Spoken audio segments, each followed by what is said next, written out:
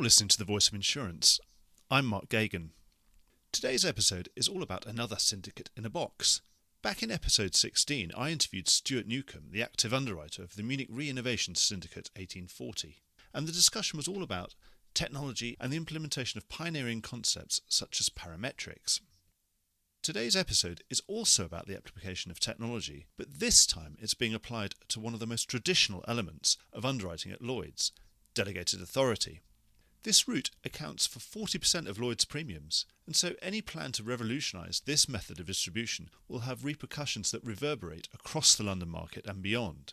Stephen Card is the founding partner and CEO of Carbon Underwriting, which has founded Syndicate 4747. A London market broking veteran, I first met Stephen 13 years ago when he was running PWS, the London broker that was acquired by THB in 2008. Stephen knows the Lloyd's market inside and out. And this show and tell on what carbon underwriting is doing is a very useful primer of what the future might look like for anyone involved in the $18 billion plus global Lloyd's coverholder supply chain. Enjoy the podcast. Before we get started, I'm here with Rick Lindsay, Chairman of Prime Holdings and the CEO of Claims Direct Access, CDA, who've kindly supported this podcast. Rick, thanks so much for your support. Why don't you briefly tell us about the Prime Group and CDA and what they could do for our listeners? Sure. We're excited to announce that CDA is going to be marketing its claims service over in London.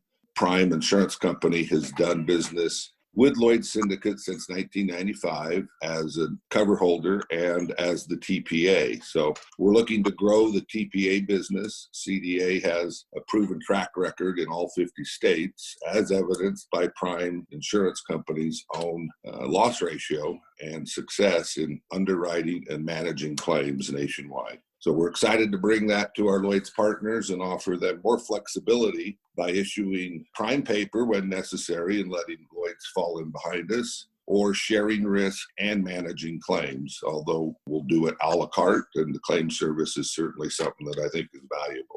I believe that claims is the key to success in our business. That's really the only thing we do that adds value. Obviously, you can be a good underwriter, and if the claims falls apart, the underwriting's a waste of time. If you're a good underwriter, you need to balance the scale with good claims. Well, that's great, Rick. And just to be clear, CDA handles all of Prime's claims. Correct. Well, thank you so much for that. Thanks for your support, and we'll get on with the podcast. Thanks very much for giving us some time today. Why don't you start by telling us all about carbon underwriting, what it is, and how this came about? Thanks, Mark. Thanks for having us on. It's been a really interesting journey. I suppose when I retired from Charles Taylor's 2017, I'd really had about enough of insurance, and you get a bit jaded after a while, I think, when you've been in the business over 40 years. At least I felt that. So I didn't know quite what to do next, and was sort of sitting around doing my various volunteer roles. And I was approached by a team who were really unhappy about the way their business had been evolving, particularly with respect to delegation authority. And when we talked about it, we were introduced through a mutual friend, it became very clear that we both felt the same way, the team and I, about the way DA business is managed in the London market, particularly in Lloyd's. We talk a lot about data in our business, particularly about delegated authority and that delegated authority model. We take it in, and we're getting better at taking it in through DA SATs and other initiatives across the market. But when we get it, what do we do with it? What analysis do we do? What feedback do we give from the data? And how do we shape our business with that use of that data? So that was the first point. It also goes around the annual cover holder discussion. 9 times out of 10, majority of binders are written by somebody who's writing a whole book of open market business and delegated authority. Now, is there enough time to spend with that cover holder really to develop the business for mutual benefit? We didn't think so. And it should be a much more frequent conversation that's happening with the cover holder. So we thought, get away from that annual conversation. Let's do it monthly, weekly, whenever's necessary. And I think the thing about going back to data again is we generally only see the data presented in one form at the end of the year. Now, how effective is that? It's too late to do anything with it, really. If there's corrective action to be taken, the damage is already done. You're looking at history. You can't actually affect the future that much. So we wanted to be able to do something earlier. And I suppose the final thing was, do you want to be just a capacity provider? Fire and forget, give them their capacity every year and then forget about them until the renewal comes around? Or do you actually want to be a true partner with them? So that was the background against which we decided to develop Carbon. And Carbon concentrates on data. We're very data-driven. We see the technology we've been able to build and adopt as a force multiplier for us. It enables us to do things smarter, faster, and more intuitively, and with fewer people. We're taking out a lot of the human interaction that's required to manage data, even as it's currently constituted in the market. And we take people on as partners, if you like, joining with them to grow for mutual benefit through the delegated authority model. And that was it. So it was a really coverholder desire for more interaction, more support, technical, actuarial, and a belief that we could all do it better. So I'm afraid it's a very long answer, a short question there, Mark. And obviously, your carbon underwriting is one of the early adopters of the Syndicate in a Box scheme. So what was it about the Syndicate in a Box that got you excited and wanted you to apply? I think in the first instance, as most people, when you go to Lloyd's, is in our situation, it's really to control our own destiny, not to have to go cap in hand every year to our capacity providers looking for the continuous support. So controlling our own destiny, I think, is very important. The attraction of Lloyd's in particular is the licenses. The territories we choose to operate in are diverse, from Canada to Australia, Europe, and therefore to have a company that is licensed in those territories is very difficult to find. The big global players are clearly established there and generally do not devolve their or give their pen away to people like us. They're looking for a niche player. So Lloyd's was definitely attractive to us, and having the A rating, of course. And we understand this market as well. It's one that's very familiar to all of us, having worked in the Lloyd's environment all our working lives. You say about wanting to keep control, but at the same time, I suppose stepping into Lloyd's, other people would say the exact opposite, wouldn't they? They would say, you're stepping into Lloyd's and now you are under the control of the franchise board. We are under the control of the franchise board, yes, but it all comes down to your underwriting, really. Your underwriting is what you put up as a plan, and that plan is approved by the franchise board. And as long as you stick to your plan and deliver according to your plan, what is there to be afraid of? We don't have any fear. We actually believe in what we're doing fundamentally, otherwise we'd never have taken this step. Number one, in creating our own business, and two, becoming part of the Lloyd's market. So no, we don't see any fear in that at all. It's understanding what is required of us and then delivering according to the plan that we've put forward, we've created, put forward, and has been approved by the franchise board. So no, we don't have any great fear over that at all. Because if you fail, you fail anyway. And with this, you've got someone else measuring whether you're succeeding or failing anyway. Yes, I think it's one of those things that it's just a confidence level. I think if you're going to approach Lloyd's, you have to be confident in your own abilities to deliver on your plan. I've seen a lot of people over the years who've been very confident. Some might even say overconfident. And eventually you will trip up. But I think a level of confidence is absolutely required, but not to be too cocky about it. And we're very confident about it. I hope that we don't come across as being cocky.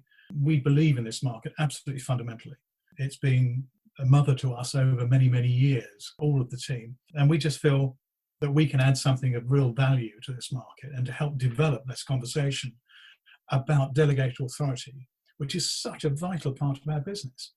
You know, when it's approaching between 45 and 50% of Lloyd's income, and we all believe, including a lot of people that we've talked to in senior positions in the market, that delegated authority business can be done so much better. So we want to drive that conversation.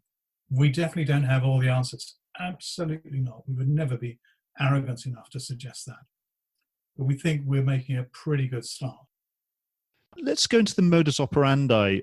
You've implied that you're going to be you're much more of a hands-on paper provider to a cover holder wherever they are. And presumably you've got, through technology or other things, you've got a much more direct connection and a more live connection with what they're putting down, what lines they are putting down at any given moment. Is that right? Yes. I mean, I think it's probably worth just revisiting, what the Syndicate in a Box criteria are, because they're quite important and fundamental to what we do and how we do it. It has to be accretive business to Lloyd's, so we can't just recycle existing business in the market. It has to be profitable, clearly, for everybody's benefit. We can't add to the LCM5 peak exposures, so we're not looking to add catastrophe exposure to this in any shape. LCM5 is one of the Lloyd's Lloyd's claims metric. It's the main 5 catastrophe exposures. Right. So wind and quake, all of which are the obvious ones. Syndicate expenses not to exceed 35% by year three. Short tail or demonstrable by data, if it's long tail, that it is manageable and as short tail as possibly can be. And the great thing is, of course, it's the 3-year business plan, which is pre-agreed. are subject to KPIs, which are annually reviewed, but our business model is absolutely with all of these in mind. So we can't concentrate on cover holders that write SME business in the first instance. Now, the SME market is very, very broad and is far less competitive than big risk-managed accounts.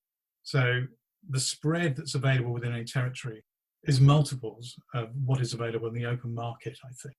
And within the territory, we can also transfer programs that work from one territory to another. So you can add value with the model that way.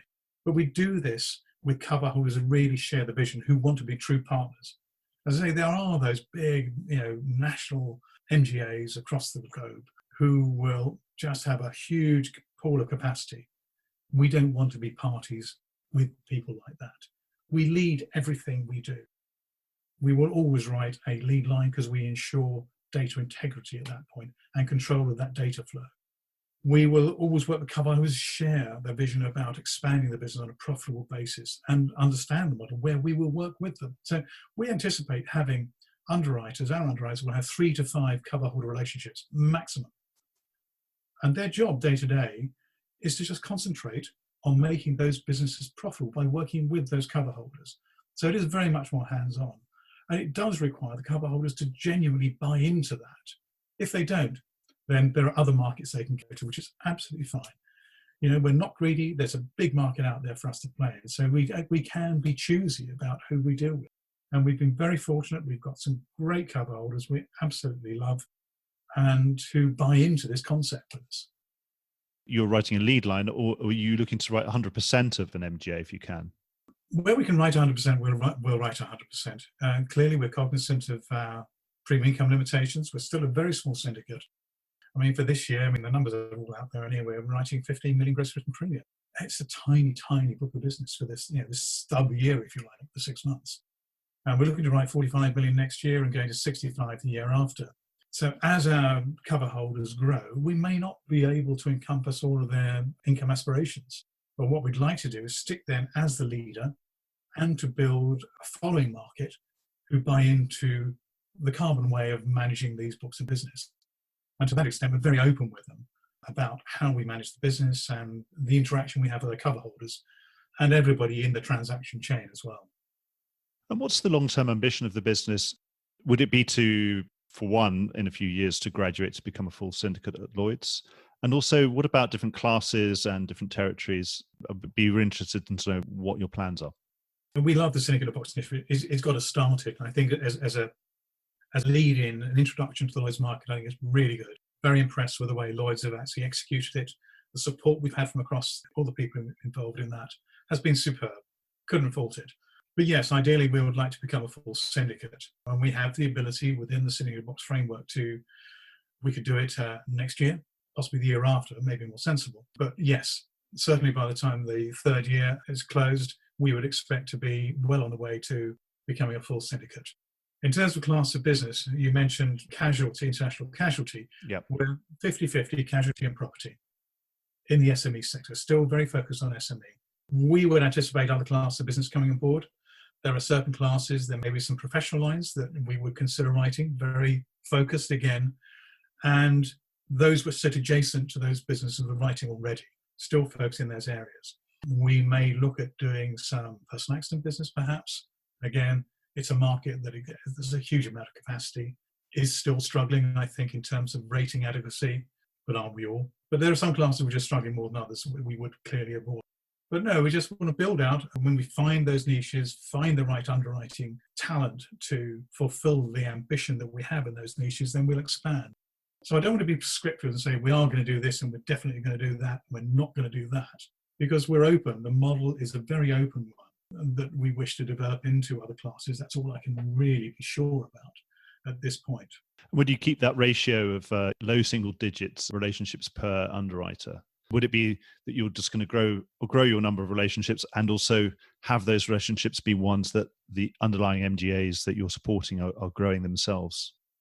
Yes, I think this is a fundamental part of our business model, is not overstretching our people. That's why I say we really absolutely believe that to write delegated authority business better, you have got to devote time and attention to it. And by writing a large book of open market business, you can't do that. Now, it doesn't mean that at some point in the future we will not write open market business, but the delegated authority part will be those 5 relationships per underwriter with that entire focus.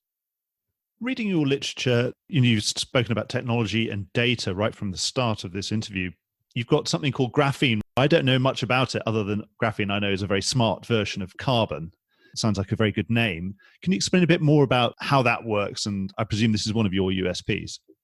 Graphene is all about data, Mark. It's as simple as that. We're a very data-driven business. The issue we found when we started the business was that people send data in. They may send it in as a direct feed. They may send it in as bordereau. But however we consume it, it's what we do with the data which is really important. That was fundamental to us. So we've seen bordereau come in, data come in to an underwriting team, but it generally goes into a back office somewhere. The underwriter sees it at the end of the year when he looks at the contract and thinks, okay, what have the results been like for the past year? Well, that's historical. There's very little you can do to affect that performance with that data. So we wanted to turn that on its head, get the data in quickly, cleanse it, represent it down to individual risk levels so we can segment it properly and see what is actually affecting the performance of a portfolio in as live a reality as we can. Now, we recognize that not all cover holders can provide an API to actually suck the data out of their system directly into ours as they're writing it. So we're agnostic about that. What we'd like as being part of our journey with the cover holder is that they work towards having the API, and we will help them in terms of adopting technology that will allow them to do so. So getting the data in, cleanse the data, break it down to individual risk level, and then add in the claims data. And what we're doing currently is sharing that data with cover holders so they see their performance as they're providing it to us, whether it be in real time or via bordereau as and when that's available. And we show them what our underwriting analysis is and any improvements we think that can be made. And bear in mind that we're having these conversations with them on a weekly basis with each cover holder. Because our underwriters, they're not bogged down with writing several hundred open market risks a year. They probably have 4 to 5 cover hold relationships. So that's all they concentrate on. So it's a really in-depth and personal discussion with cover holders about how we can improve their performance for mutual benefit. So graphene allows us to do that. We also share that data from graphene with all of the people in our reinsurance chain. So we have funds and Lloyd's providers, our reinsurers, and of course the brokers who produce the business for us. And that's pretty much it. And do you have any ambition to make this something that you could use pre-bind? Because this sounds like it's post-bind, it's business that has already been written. Yes, Mark, that's exactly it. Because what graphene allows the cover holders to do currently is to look at past performance, do the analysis of that and say, okay, so these are the actions I took, this was the outcome, and then to change their assessment of the risk and underwriting the risk based on that. Now, clearly, the more data we have in real time from that cover holder, the more real-time analysis we can do, and therefore direct feedback in terms of underwriting. We're working with a tech company at the moment to build an interactive rating program. So rather than just giving a piece of paper out, electronically of course, with rates on it, we'll actually have an interactive rating matrix which will automatically rate the risk and that which we can change in real time after discussion with the cover holder to give effect to those outcomes that we think will improve the performance of the book. Something I should have asked you earlier was delegated authority businesses very often or mostly brokered into Lloyd's. What's your relationship with brokers? Would you rather have those direct relationships with those cover holders? Oh, we have great relationships with brokers. I was a broker for most of my working life, as you well know. So I would definitely not want to cut the broker out of the thing. There's no question about that. We have a very lean expense model and we expect everybody else to adding value in the insurance chain. So I think as long as the broker is adding value to the transaction, there is absolutely a question the broker has an important role to play. Is it more of an introduction or would you see them operationally being part of that data flow as well? I go back to my comment, as long as everybody's adding value in the chain, they should be remunerated accordingly. Absolutely no issue with that at all, Mark. And there are some brokers who are very good at adding real value. And the cover holder really wants them to be involved because they value their interaction. And there are others who are less so. It's a broad spectrum, as you well know, in the London market.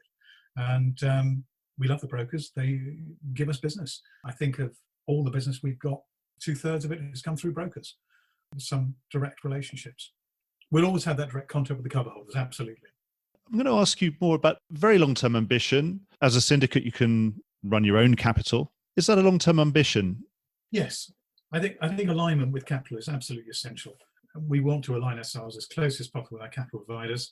So we are planning to set up our own corporate member in the very near future, just to do that. I think not to would be sending out completely the wrong signals, and we're just operating as another MGA at that point. So what's the value we're really adding? And fundamentally, we actually believe in what we're doing, and we want to share in that. And I think, to use your expression, to eat our own cooking. Yeah. And so would you ideally in long term switch that paper provider to being a corporate capital provider at Lloyd's to be run alongside you? Good question. Can't give you an answer on that one, Mark. Or does it not make much difference? Ultimately, it's still someone supporting you one way or another. Capital. At the end of the day, as long as we have the capital to support our business model, we're very happy. Whether it be trade providers, external capital, or our own paper, we're agnostic about it.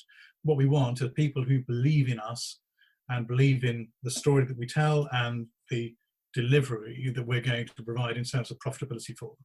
Yeah, so I suppose if you're making the money, they should be happy and they should keep coming back for more, I presume. One would think, one would hope. But, circumstances change for all of us.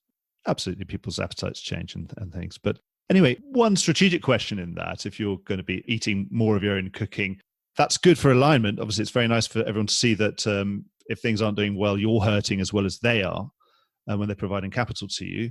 But at the same time, at what point did they switch and think, oh, goodness me, Carbon's now a competitor of mine because they're in this game as well as a carrier?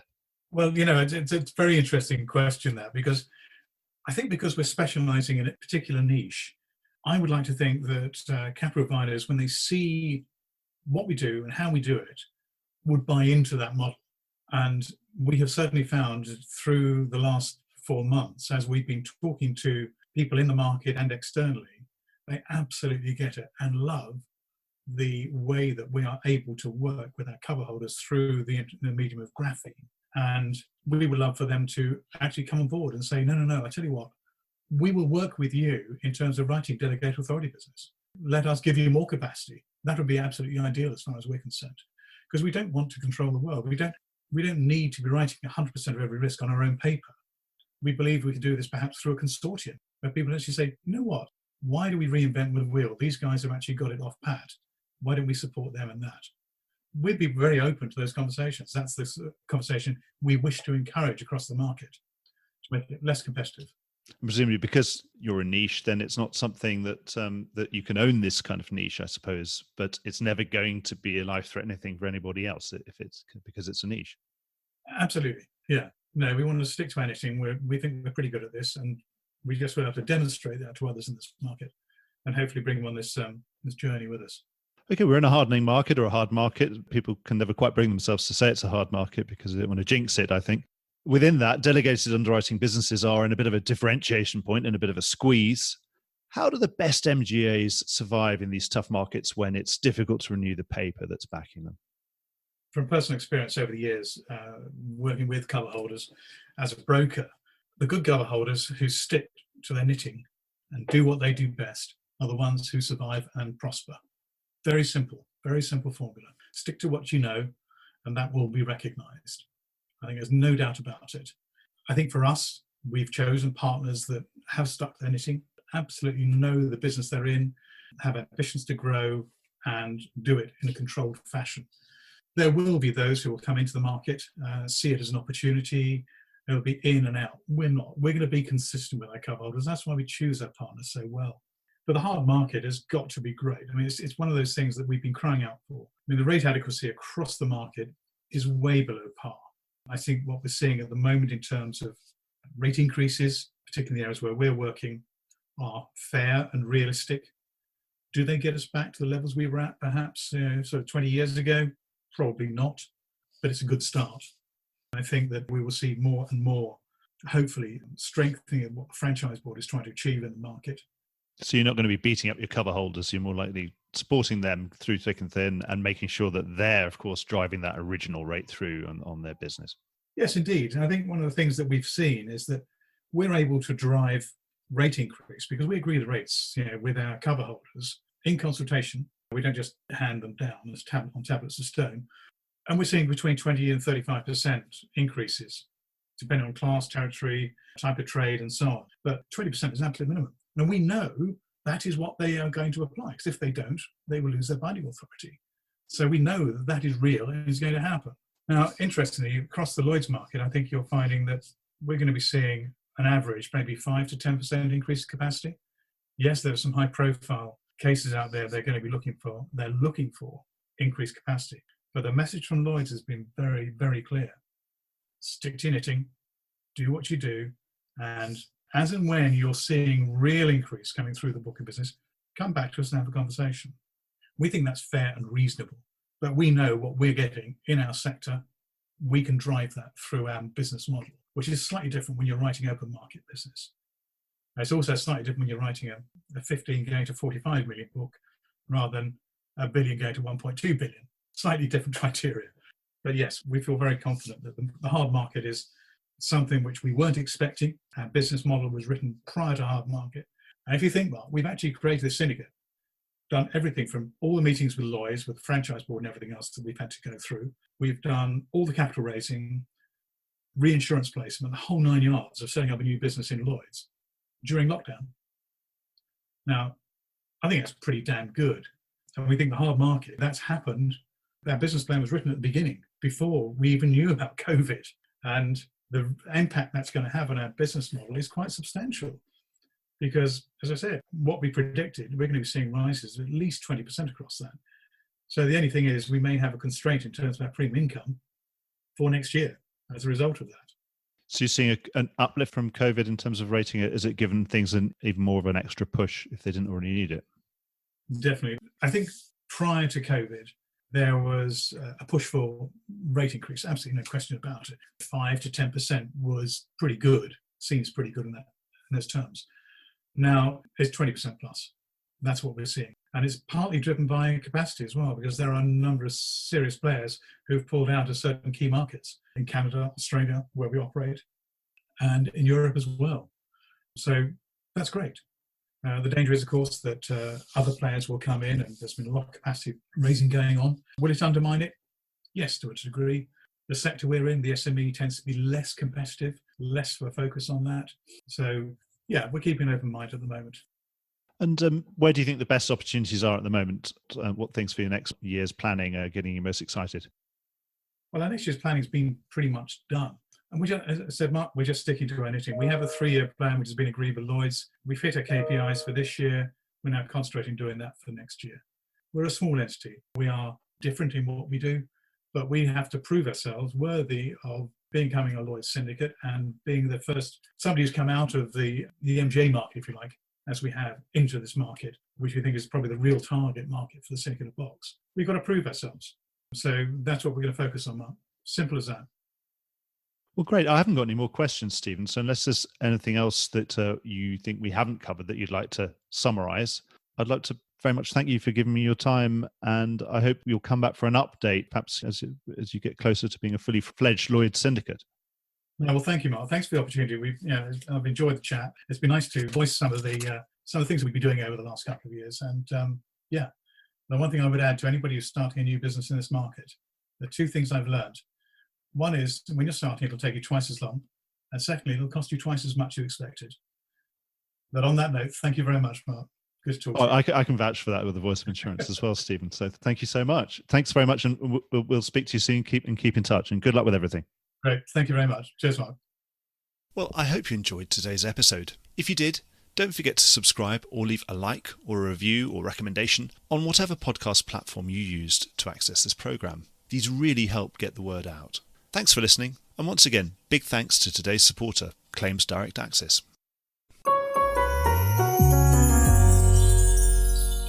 Voice of Insurance is produced by me, Mark Gagan. Music was written by Anna Gagan and produced by Carlos Gagan. Check out more podcasts and written comment pieces at www.thevoiceofinsurance.com.